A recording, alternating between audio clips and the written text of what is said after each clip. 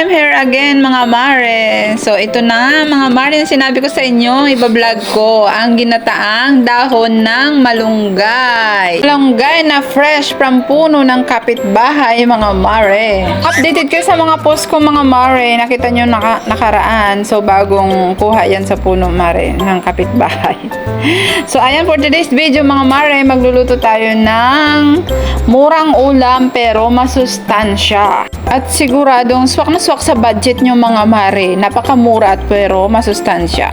So ayan mga mare, bumili lang ako ng niyog. Yung malaking niyog na yung binili ko mare. So marami kang pagpipilian sa niyog. May tag 30, 35, 40 at saka 45. So ang binili ko mare is yung 45, napakalaking niyog. Kasi gusto ko kasi mare is yung malalasahan mo talaga yung gata ng niyog. So ayan mga mare, ang unang ginawa ko dyan mga mare is naggisa ako ng sibuyas, bawang at saka ng luya. So iginisa natin yung sardinas para unahin yung igisa yung sardinas mga mare para hindi siya malansa. So dapat tinapa yung ilalagay ko dyan mare, kaso wala. Pagbaba ko ng sandigan galing sa trabaho mare is wala akong makitang tinapa. So, nag-decide ako mare na sardinas na lang. Pwede naman yan mga mare. So, sa mga katulad kong sanay sa pagkain ng sardinas is pwede na yan mga mare. Mura lang din yung sardinas mare. Bali, 2 maliliit na lata ang aking nilagay. Pwede rin pang sahod dyan mga mare yung mga sobra-sobra yung mga kung may pritong isda kayo, mga ganun, mga mare. So ayan, nailagay ko na mare yung talong. So ang sinunod ko naman dyan, after matimplahan ng paminta, asin at ng magic sarap or kaya bitchin mare, kunting bitchin lang. Yan mare, isusunod nyo na rin ang siling green at saka ng ating dahon ng malunggay. So ayan mare, para manamis mare, nilagyan ko ng kunting asukal, pambalanse ng templado ng kanyang asin para hindi kasi nagrereklamo na yung mare, yung pamilya ko kasi medyo mataas daw ako magtimpla, kaya para pangbalanse mare is nilagyan ko ng kunting asukal.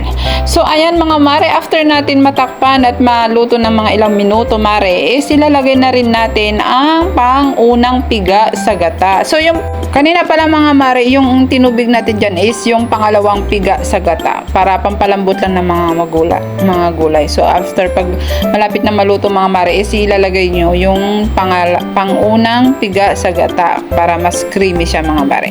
So ayan mga mare, after ninyo malagay yung unang piga sa gata mga mare, pang finale yan, saka ninyo titimplahin. So depende naman sa inyo sa panimpla nyo mga mare, kasi ako medyo mataas ako magtimpla, kaya nilagyan ko ng asukal mare pambalansi ng timpla, kasi iba pala yung timplado ko mga mare. Yung sa akin sakto, sa pamilya ko is medyo maalat daw, kaya ngayon nagbabawas na po ako talaga ng medyo ng mga asin-asin na yan.